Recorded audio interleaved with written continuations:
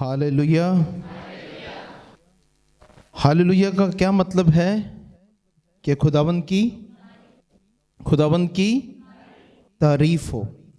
और ज़बूर में खुदावंद के जिंदगी बख्श कलाम में ये लिखा है कि तेरे सब तालिब तुझ में खुश व खुर्रम हो और तेरे निजात के आशिक कहा करें कि खुदावंद की तमजीद हो। कि खुदावंद की, तेरे निजात के आशिक यही कहा करें कि खुदावंद की तमजीद हो। तो जोरदार नारा लगाएंगे, hallelujah, hallelujah, praise the Lord, praise the Lord. आए मेरे साथ खुदावंद का जिंदगी बख्श कलाम निकालेंगे। मत्ती की इंजील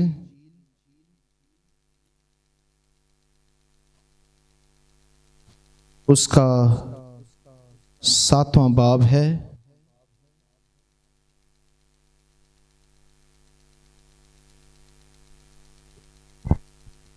मत्ती की इंजील उसका 7वां बाब और उसकी 24वीं आयत से लेकर हम 27वीं आयत तक पढ़ेंगे। मैं रिक्वेस्ट करूंगा बहन रुबीसा से, वो नहीं है तो जिसको भी खुदावंद का जिंदगी बख्श कलाम मिल जाए, पहले हवाला मिल जाए, वो रहनुमाई करें।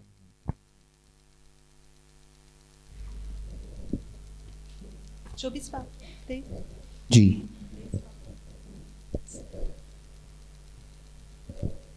बस जो कोई मेरी ये बातें सुनता और उन पर अमल करता है वो उस अक्लमंद आदमी की मानंद ठहरेगा जिसने चट्टान पर अपना घर बनाया और मींह बरसा और पानी चढ़ा और आंधियां चलीं और उस घर पर टकरें लगीं, लेकिन वो ना गिरा क्योंकि उसकी बुनियाद चट्टान पर डाली गई थी। और जो कोई मेरी ये बातें सुनता है और उन पर अमल नहीं करता वो उस बेवकूफ़ आदमी की मानंद ठहरेगा जिसने अपना घर रेत पर बनाया और मींह बरसा और पानी चढ़ा और आंधियां चली और उस घर को सदमा पहुंचा और वो गिर गया और बिल्कुल बर्बाद हो गया। पाकलाम के पढ़े और सुने जाने पर खुदा की बरकत। आमीन, आमीन। मैं अपनी एक लम्हे के लिए आंखें बंद करेंगे, सिर को झुकाएंगे और संजीदगी इख्तियार करेंगे।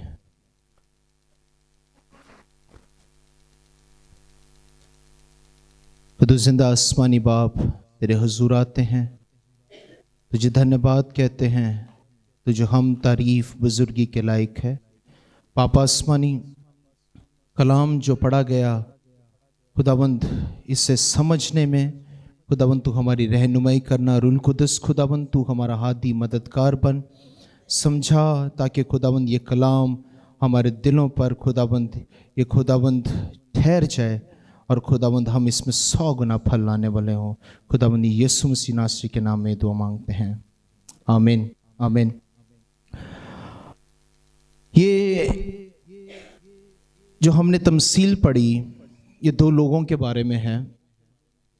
2 ऐसे लोग जो अपने अंदर एक ख्वाब रखते हैं, एक सोच रखते हैं, एक प्लान रखते हैं अपनी लाइफ के लिए। और ख्वाब बहुत अच्छा है। मेरे ख्याल से तकरीबन सभी का ख्वाब होता है कि वो घर बनाना चाहते हैं। ऐसा है, ऐसा है। तो ये वही ख्वाब है जो यीशु मसीह नासरी ने उस वक्त हम सबको देखते हुए, रिलेट करते हुए ये उसने तमसील दी। अब ये हर शख्स पर लागू है, इसलिए हर शख्स का इसको सुनना भी लाजमी है आज। कि 2 ऐसे लोग थे जो घर बनाना चाहते थे और उस घर के लिए सबसे पहले जो चीज रिक्वायर्ड थी, जो लागू थी, वो थी बुनियाद। अच्छी बुनियाद, अच्छा घर। अब सब जानते हैं कि इंसान की बुनियाद खुदावंद ने आदम से रखी, इसलिए खुदा ने आदम को बुनियाद पे रखा और उससे नस्ल पैदा करने का जो है उसने फैसला किया। इसलिए खुदा ने आदम से पूछा कि आदम तू कहाँ है? वो सवाल इसलिए था क्योंकि वो घर की बुनियाद हिल गई थी गुनाह के सबब से। तो आज हम जिस बात पर गौर करेंगे वो बुनियाद होगी, फाउंडेशन होगी, कि अच्छी बुनियाद अच्छा घर बनाती है। लेकिन यहां पर जो हम पहली बात देखेंगे कि इन दोनों शख्स के अंदर जो चीज कॉमन है वो ये है कि ये दोनों ख्वाब रखते हैं। इन दोनों ने ख्वाब देखा। अब क्या ख्वाब देखा? कि हम घर बनाएं, कि हम घर बनाएं। एक शख्स ने सोचा मैं भी घर बनाऊं, दूसरे शख्स ने सोचा मैं भी घर बनाऊं। लेकिन इन दोनों में ये चीज कॉमन है, एक ही है। और घर बनाने से क्या मुराद है? घर बनाने से मुराद ये है कि ये लोग अपने लिए, पहली चीज घर बनाने से मुराद ये है कि ये अपने लिए एक अच्छी जिंदगी को बनाना चाहते थे, अपना अच्छा फ्यूचर बनाना चाहते थे। और इसलिए बनाना चाहते थे अच्छी जिंदगी ताकि ये मुतासिर कर सके, ताकि ये अपनी जिंदगी से मुतासिर कर सके। घर बनाने का मकसद है ताकि इनके पास अच्छा मुआद हो। फिर जिसके पास घर होता है उसकी अहमियत भी होती है कि इसके पास अपना घर है। और दूसरा जो घर बनाने का मकसद, जो घर बनाने से मुराद है, वो ये है कि ये लोग एक घराना, फैमिली बिल्ड करना, बनाना चाहते थे। जैसे लिखा है कि दाऊद का घराना, दाऊद का, तो इसका मतलब है कि घर बनाने से यह भी मुराद है कि घराना, फैमिली बनाना भी घर बनाने में आता है। दाऊद का घराना, और ये फ्यूचर अपनी फैमिली के लिए बनाना चाहते थे ताकि इनकी फैमिली आगे जाकर मजबूत हो। और तीसरा, घर बनाने से हम ये भी देख सकते हैं, जैसे कि हम ये कहते हैं कि खुदा का घर, खुदा का घर। पुराने अहदनामे में खुदा का घर और नए अहदनामे में लिखा हुआ है कि अहले ईमान का घर, जमात। तो ये भी एक खुदा का घर से भी इसे मुराद कर सकते हैं कि खुदा का घर हो ताकि स्पिरिचुअल डेवलपमेंट हो। और फिर जो चौथा इसका हम मतलब ले सकते हैं घर बनाने से, वो ये है कि सोसाइटी बिल्ड कर सके, कम्युनिटी बिल्ड कर सके, माशरा बिल्ड कर सके, जिसके अंदर खुदावंद ने कहा है कि हाउस ऑफ इज़राइल, मतलब इज़राइल का घराना। पहले दाऊद का घराना, फिर इज़राइल का घराना। तो ये सोसाइटी को जाहिर करता है कि अच्छी सोसाइटी बनाई जाए। और लिखा है कि इन दोनों ने एक जगह पर एक प्रीचर को सुना। तो इसका मतलब है कि इन दोनों का सेम चर्च था। पहली चीज इन दोनों में जो कॉमन थी वो ये थी कि ये दोनों के पास सेम ख्वाब था, एक ही ख्वाब था घर बनाने का। दूसरी चीज इनके पास क्या है कि इनका सेम ही चर्च था, सेम ही चर्च था। और उस सेम चर्च के अंदर सेम ही प्रीचर था, कलाम सुनाने वाला खातम भी सेम था, और वो था खुदावंद यीशु मसीह। इन लोगों ने खुदावंद यीशु मसीह को सुना, और ये एक ही वक्त में, उसी वक्त, एक ही वक्त में सेम प्रीचर को सुन रहे हैं। अब देख रहे हैं इनके अंदर फर्क सिर्फ आगे जाके एक चीज का आता है, बाकी सब सेम है। वो यीशु से कलाम सुन रहे हैं और फिर वो एक ही जगह पर हैं, एक ही वक्त पे, और एक ही सरमन, कलाम सुन रहे हैं। कि कलाम खुदावंद यीशु ने जो उनसे किया। तो तीसरी चीज कि ये एक ही जगह पर भी रहते थे, एक ही मोहल्ले में भी रहते थे, क्योंकि लिखा है कि तूफान आया, और तूफान जिस जगह पे आया मतलब ये अलग अलग तो नहीं आया होगा, एक ही जगह पर इनका घर था। शायद गली के इस कोने पर हो और शायद गली के उस कोने पर हो, और इन दोनों ने एक ही जगह पर, एक ही नेबरहुड था, वहां पर घर बनाना चाहा। एक ही मोहल्ले में, जगह इनकी अलग अलग थी लेकिन मोहल्ला एक ही था। तो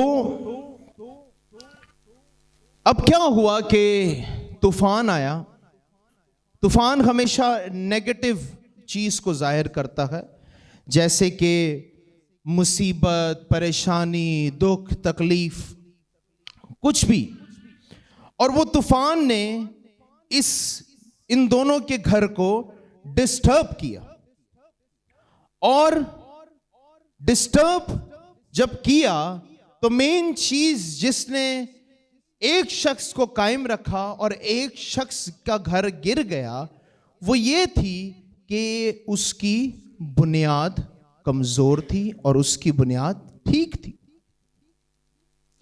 अब एक ने घर बनाया चट्टान पर और एक ने घर बनाया किस पर? रेत पर। एक का फैसला यह था कि मैं अपना घर चट्टान पर बनाऊं, और एक का फैसला यह था कि मैं घर अपना रेत पर बनाऊं। हालांकि इनने कलाम एक ही खादम से सुना,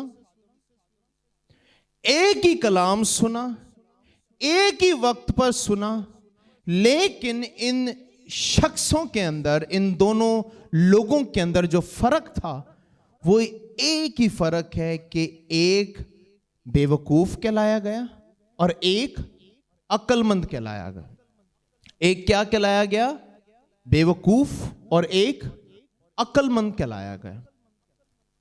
और जो बेवकूफ कहलाया गया उसके बारे में यह लिखा है बाइबल में, इस तमसील के अंदर, कि जो कोई मेरी ये बातें सुनता है और उन पर अमल नहीं करता, वो उस बेवकूफ की मानिंद ठहरेगा जो अपना घर रेत पर बनाता। वो उस बेवकूफ की मानिंद ठहरेगा जो अपना घर रेत पर बनाता है। अब इस शख्स ने रेत पर बनाने का क्यों फैसला किया? समझदार शख्स था, चर्च में जाने वाला शख्स था भाई, उसने संडे सर्विस अटेंड की। चर्च क्या है? वो कलाम सुनने वाला ईमानदार है। तो वो आया है, उसने कलाम सुना है। वो चर्च क्या है? वो कुछ करना चाहता है, वो जज्बा रखता है, वो अपने घर की फिक्र करता है, वो जिम्मेदार शख्स है, वो घर बनाना चाह रहा है, अपने बच्चों के लिए मुस्तकबिल बनाना चाह रहा है। तो इसमें वो शख्स गलत कहां? उसकी कमजोरी उसकी बुनियाद में थी कि एक चट्टान पर बना रहा है और एक रेत पर बना रहा है। अब इन दोनों चीजों को देखेंगे। चट्टान पत्थर और रेत जो होती है वो बारीक होती है। तो जो रेत है उससे जल्दी बन जाता है, जो चट्टान है उससे थोड़ी मुश्किल आती, थोड़ी देर लगती है। क्यों? क्योंकि जाहिर सी बात है, पत्थरों को तोड़ना पड़ता है, ड्रिल करना पड़ता है। लेकिन रेत के ऊपर जो घर है वो आसानी से बन जाता है। ऐसा है, ऐसा है, क्विक एंड ईजी।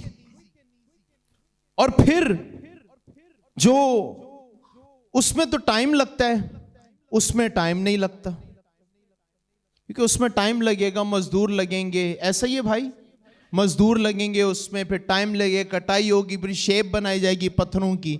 लेकिन रेत के ऊपर ऐसा नहीं है। रेत के ऊपर वो उसको शेप देते रहेंगे और वो बनता रहेगा। तो एक तो वो क्विक है, दूसरा इजी है, और फिर तीसरी चीज सस्ता भी है। तीसरी चीज सस्ता भी है। तीसरी चीज सस्ता है। हर एक सस्ती चीज अच्छी नहीं होती, इस बात को जरा समझ ले। मुझे जो है पर्सनली तौर पे, मुझे जो वो दुकानों पे लगाते हैं ना डिस्काउंट, मुझे उससे बड़ी नफरत है, उस डिस्काउंटों से, क्योंकि वो इंसान को लालच देते हैं और लालच के साथ वो खेलते हैं। तो इसलिए कोशिश मेरी ये होती है कि अगर चीज मुझे नॉर्मल मिल जाए मैं वो खरीदूं। ये डिस्काउंट वाली चीज से जो है परहेज ही करें, क्योंकि उसमें कोई ना कोई डिफेक्ट होता है जो हमें नहीं दिखता, लेकिन आगे जाके वो हमारे पैसे वेस्ट हो जाते हैं,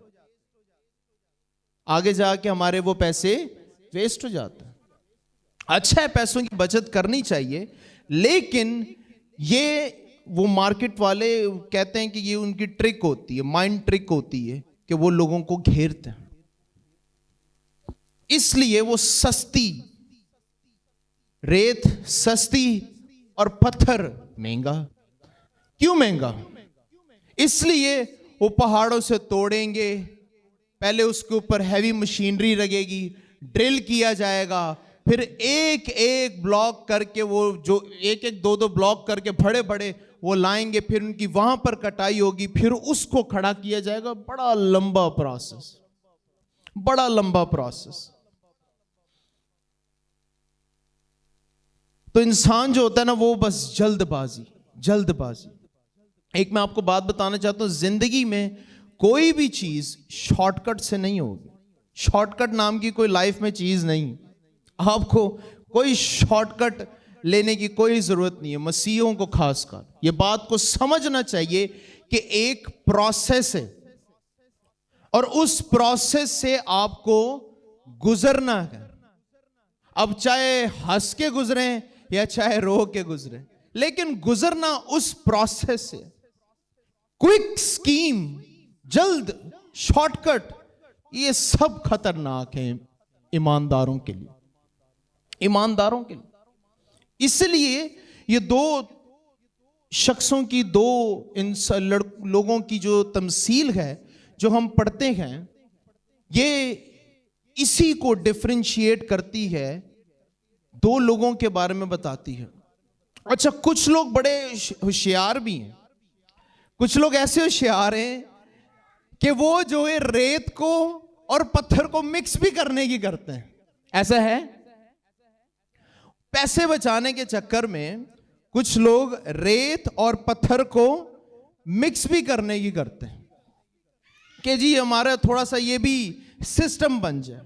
लेकिन क्या वो मिक्स करने से घर ठहरा रहेगा?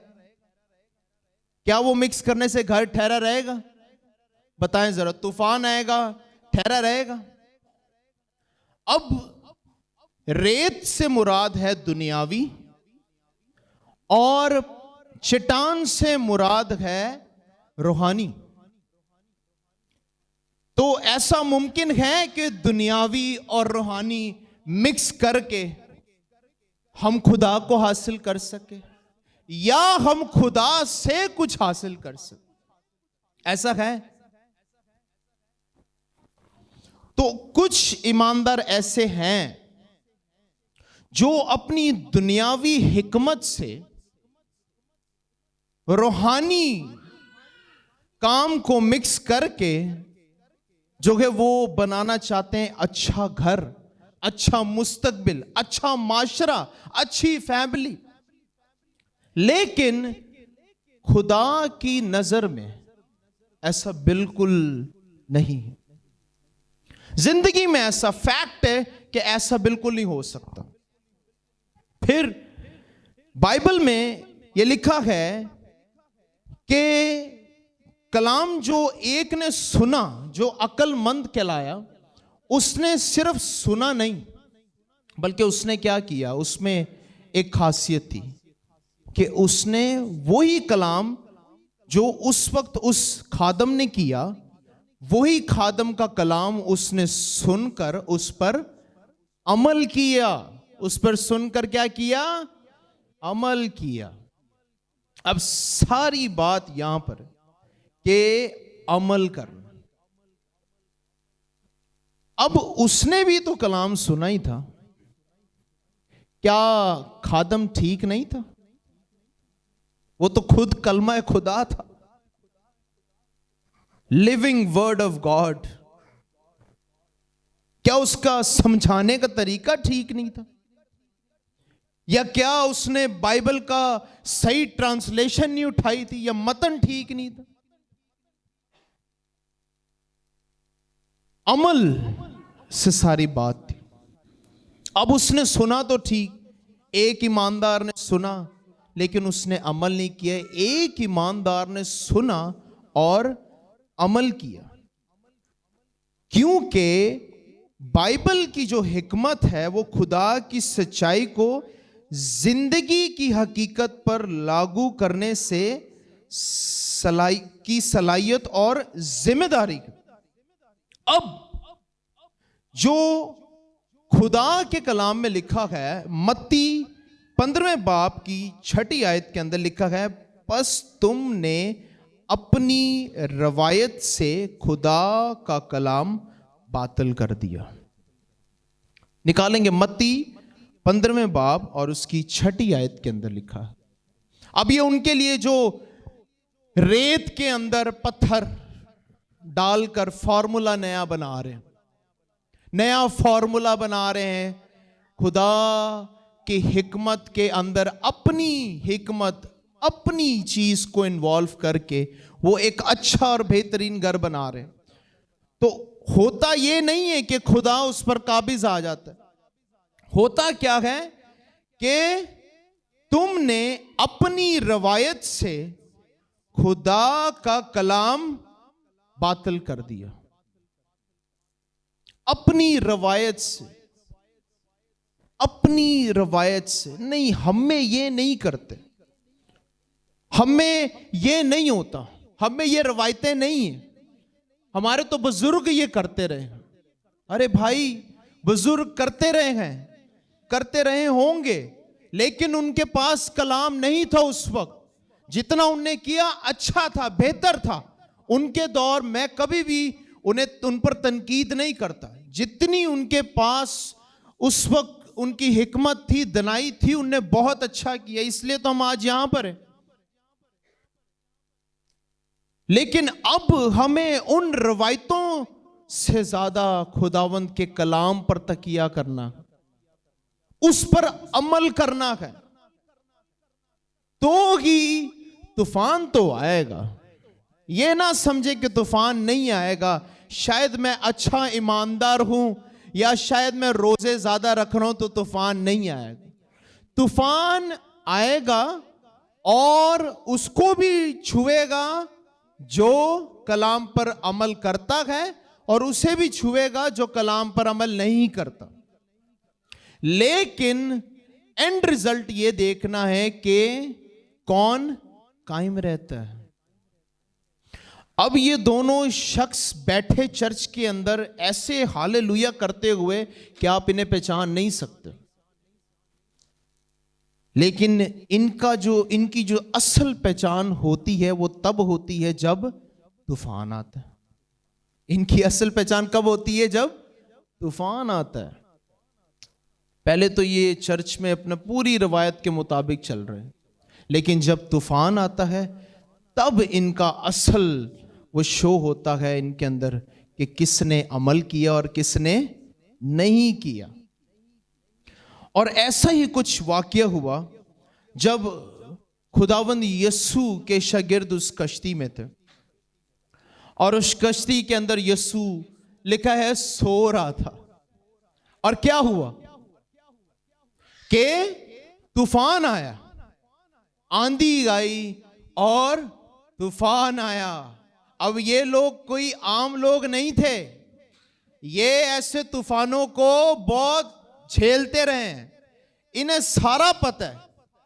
अगर आप इनसे पूछे ना कभी, तो ये आपको ऐसी ऐसी टेक्निकें बताएं। ये प्रोफेशनल मछेरे थे।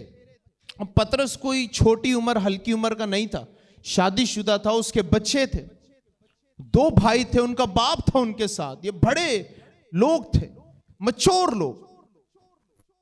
और तूफान आ गया। मच्छरों को तूफान से डर लगने लग। खुदावंद उठ, खुदावंद सो रहा है। और फिर उन लोगों ने वही सवाल किया जो हम अक्सर इंसान मुश्किलों परेशानियों में आकर करते हैं, क्या तुझे हमारी फिक्र नहीं? क्या तू हमें देखता नहीं है?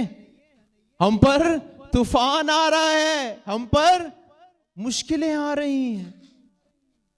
और फिर खुदावंद यीशु ने उनसे कहा कि कहां गया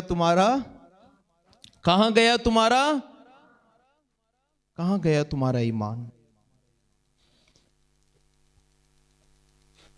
तूफान आया, आंधी आई, उनकी अपनी हिकमत, उनका अपना तजर्बा जो मछेरे का था वो फेल हो गया। इसलिए उन्हें यीशु को उठाना पड़ा। अगर वो यीशु की इतनी देर वो खुदावंद के साथ रहे, कलाम सुनते रहे, अगर उनको इस बात का, उसके कलाम का उन्हें ध्यान होता, ध्यान से सुनते, तो यीशु कहता कि कहां गया तुम्हारा ईमान? तो उनके अंदर ईमान होता, वो ईमान से उस तूफान को रिस्पॉन्ड करते, वो ईमान से उस तूफान को रिस्पॉन्ड करते। लेकिन क्योंकि ईमान नहीं था, और आगे जाकर हम देखते हैं कि यीशु खड़ा हुआ और उसने तूफान को थमा दिया। अब जैसे मैं बात कर रहा था कि कुछ ऐसे मसीह हैं जो चट्टान और रेत को मिक्स करते हैं, तो मिक्स करने से होता क्या है? मिक्स करने से होता क्या? दुनियावी और रूहानी उसको मिक्स करने से। याकूब उसका पहला बाब और उसकी 6 और 8 आयत पढ़ेंगे। मेरे पास उर्दू जियो वर्जन है और उसके अंदर लिखा है कि शक ना करें, क्योंकि शक करने वाला समंदर की मौज की मानिंद होता है, जो हवा से इधर उधर उछलती बहती जाती है। ऐसा शख्स ना समझे कि मुझे खुदावन से कुछ मिलेगा, क्योंकि वो दो दिला है और अपने हर काम में गैर मुस्तकिल मिजाज है। तो अगर हम दुनियावी को रूहानी में मिक्स करते हैं तो ये नहीं होगा कि वो रूहानी बन जाएगा, वो क्या बन जाएगा? रूहानियत को दूर कर देगा। लिखा है ना कि ऐसा शख्स ना समझे कि मुझे खुदावन से कुछ मिल सकता। अब घर जो होता है, या तो तूफान से पहले उसे मजबूत बना दिया जाए, या तो तूफान के बाद उसे ठीक करा जाए। लेकिन तूफान के बीच में तो उसे दुरुस्त नहीं किया जा सकता ना। कैसा है, आंधी चल रही, तूफान चल रही, मजदूर लगे हुए हैं, ऐसा हो सकता है? अब उस तूफान से पहले अगर हम तैयारी करें, अगर हम खुदावंद के कलाम को अपने दिल में बसाकर उस पर अमल करें, तो यकीनन वो तूफान नुकसान तो देगा। उस मजबूत घर को भी उसने नुकसान तो दिया होगा, उसने छत मुमकिन है खिड़कियां टूट गई हों, लेकिन वो घर नहीं गिरा पाए। लेकिन उस शख्स का नुकसान, बल्कि लिखा है कि वो बर्बाद हो गए। क्यों? क्योंकि उसका सब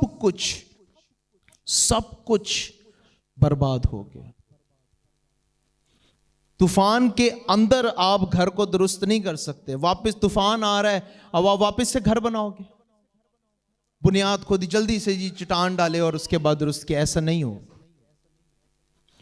आपको प्योर तरीके से खुदावंद के कलाम पर अमल करना हो, और उसकी स्टेजेस हैं। उसकी स्टेजेस हैं। आप आहिस्ता आहिस्ता आहिस्ता, एक वक्त आएगा आप 30 गुना फल लाएंगे, एक वक्त आएगा आप 60 गुना फल लाएंगे, और एक वक्त आएगा आप 100 गुना फल लाएंगे। Hallelujah, hallelujah, hallelujah. आए जोरदार तालियां खुदावंद के लिए भी।